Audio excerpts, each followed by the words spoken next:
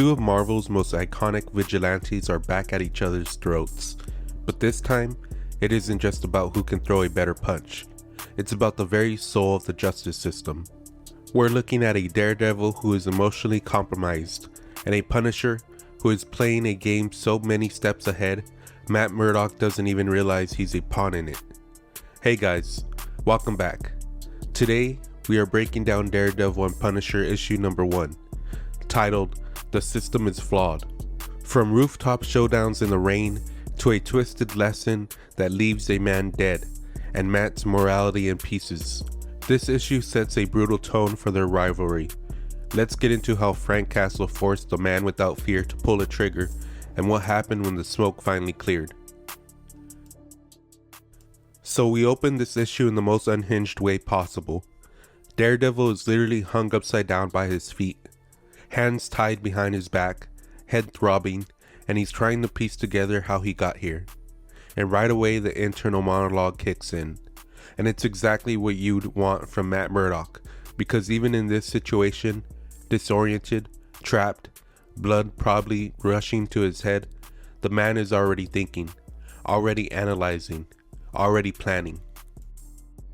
He's running through what he knows, air-conditioned space, so someone uses this building for something.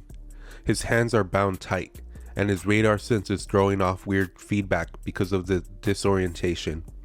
And then his mind goes back to where all of this started. A name, Joe Malizia. That's the thread that unravels everything. And this is where the issue flips into a flashback. And I love how this is structured because it's basically giving us the story in reverse. We see the consequence first, then we get to understand the cause. And that keeps you locked in the whole time because you're not just watching events unfold, you're trying to connect the dots along with Matt.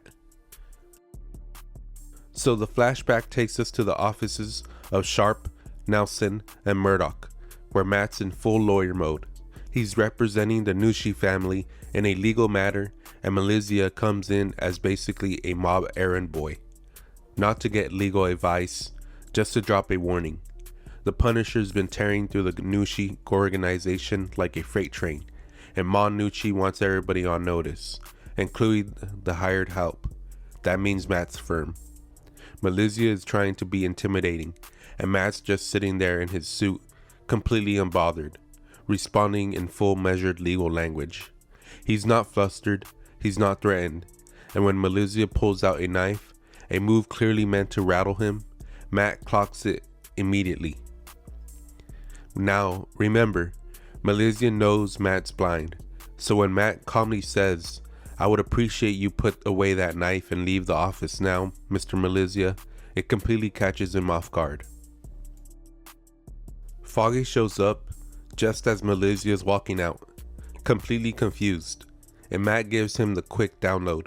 The Nucci's youngest kid, Dino, is out on bail, staying at a hotel a few blocks away, and his upcoming court case actually has some holes in it.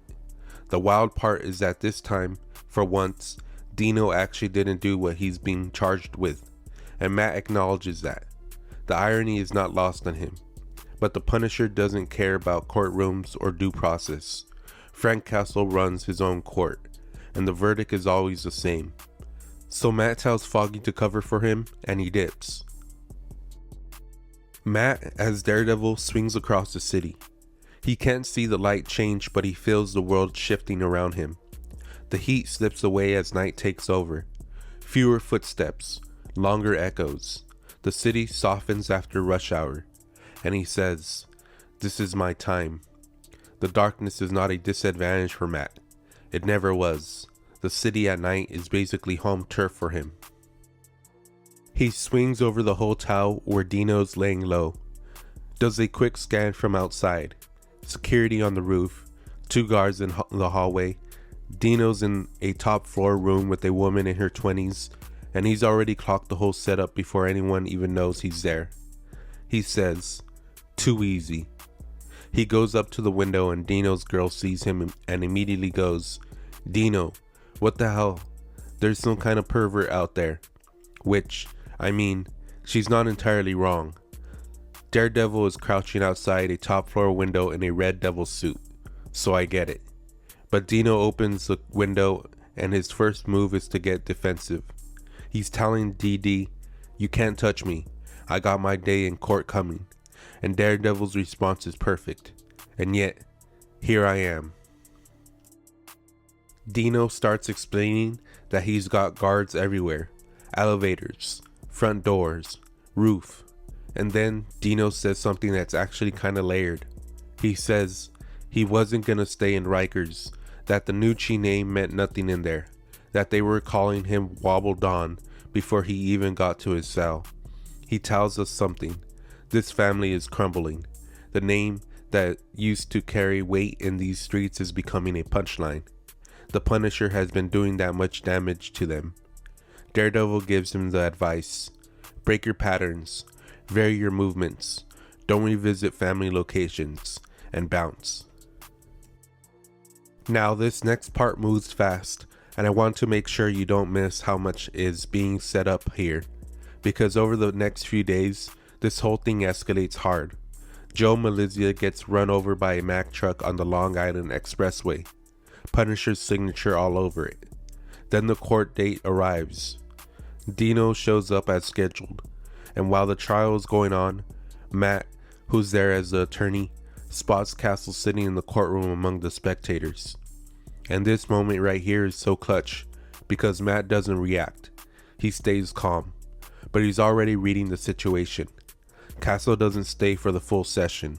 He slips out before it formally ends. And that tells Matt everything. Frank wasn't there to watch the trial. He was there to scout the exit routes, the sight lines, the angles. He was already planning the hit. Matt excuses himself with a family emergency while Foggy wraps things up, gets into the Daredevil suit.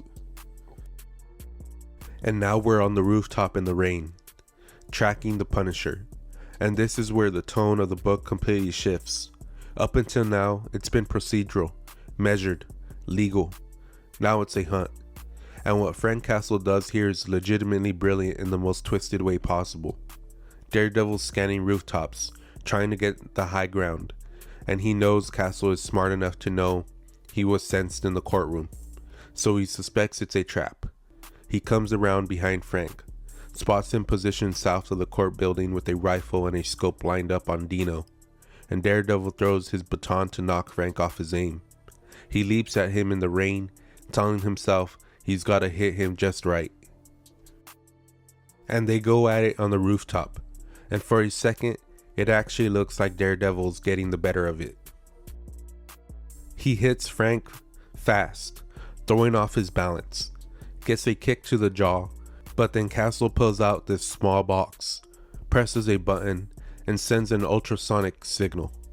Now for anyone who doesn't know, Daredevil's radar sense and his enhanced hearing are his greatest assets, but they're also his greatest vulnerability.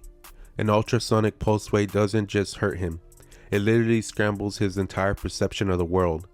It's like turning off all the lights for a sighted person, except 100 times worse, because for Matt, that sense is his sight. The world goes completely upside down for him, and he says right then, "Yup, as expected, a trap all along." Frank punches him across the face. Matt blacks out. When he wakes up, he's chained, and there's a pistol in his hand. And this is that moment. This is the scene that this whole issue has been building toward. Because Frank Castle looks at Matt Murdock and lays out the choice like this: one bullet, one shot, one chance to stop me killing Dino Nucci. Frank is forcing Matt into this worldview whether he wants to be there or not. He's saying, here's what it's like to be me. Here's the impossible math I do every time I pull the trigger. Now you do it. And Matt pushes back. He tries everything. Law and order, the foundations of society, the value of the system. And Frank doesn't even blink. He's heard it all before. He's rejected it all before. Matt says no, but Frank's already made his decision. And when Matt finally fires, the gun just clicks. No rounds, no firing pin. And while Matt's holding a useless weapon, Frank calmly takes his shot across the street.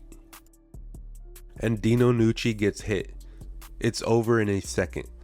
This right here, this is that scene from Sicario where the rules of engagement don't apply to the guy who already operates outside them. And the person who still believes in those rules is just standing there watching the world move without him. Matt tried to play by Frank's rules, but Frank had already changed the game again before Matt even knew what was happening.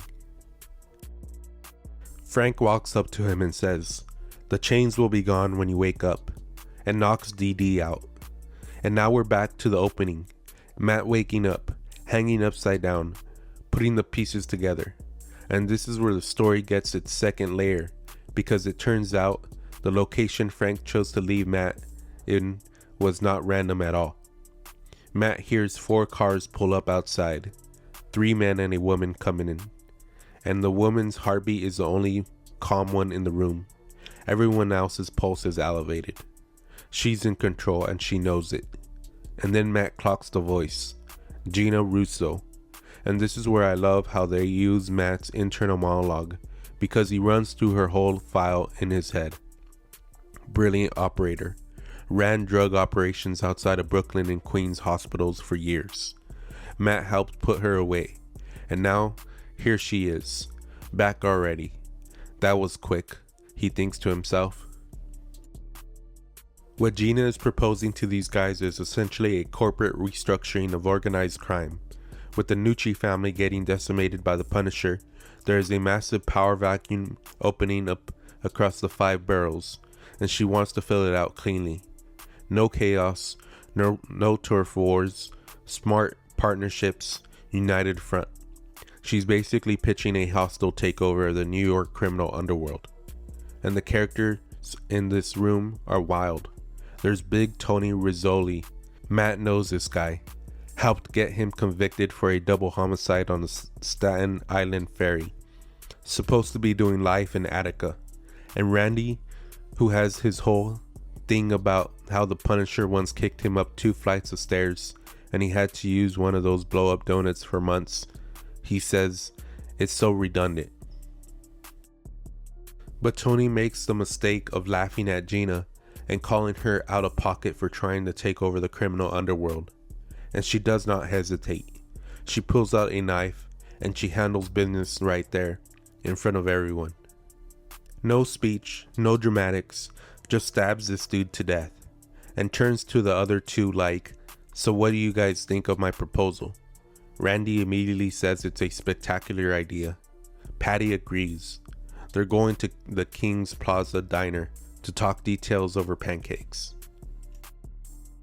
Meanwhile, Daredevil has finally freed himself from the ropes, and the full weight of what Castle set up lands on him hard. Because Frank knew exactly who was meeting in that building. He knew 2 of the people in that room were people Matt had personally helped put away. People who were supposed to be locked up for life. And yet, here they are, back in business, back like nothing happened. Frank chose this location specifically. He wanted Matt to hear all of this. He wanted Matt to sit there helpless and listen to everything the justice system couldn't hold on to. He wanted Matt to understand, not just hear, but feel, that every conviction Matt fought for in a courtroom has an expiration date, that the revolving door doesn't stop spinning. And Matt knows it. He says it himself. Castle dropped him into this mess, and once he cleans it up, he's coming for him. And that's the end of this issue. This issue leaves us with Matt Murdock hanging by his feet, forced to face the harsh reality that his work in the courtroom might be more temporary than he ever imagined. To recap the chaos, Matt and Foggy's attempt to legally protect Dino Nucci fails the moment Frank Castle decides the youngest Nucci has to go. After a rooftop duel, the Punisher traps Daredevil, chaining him up and handing him a gun with a single choice: kill Frank or let Dino die. Matt chooses to pull the trigger to save a life, only to find the gun has no firing pin. Frank had already won before the fight even started. The Punisher leaves Matt tied up to witness Gina Russo and Tony Rizzoli, two criminals Matt helped put away for life, already back on the streets and planning their next takeover. The system doesn't just fail Dino Nucci. According to Frank Castle, it's failing everyone. Matt is now free of his ropes, but he's more determined than ever to hunt down Castle for the mess he's created. Let me know down in the comments, whose side are you on after this first issue? Are you riding with Daredevil and the idea that due process matters even when it's messy? Or are you low-key understanding where Frank Castle's coming from?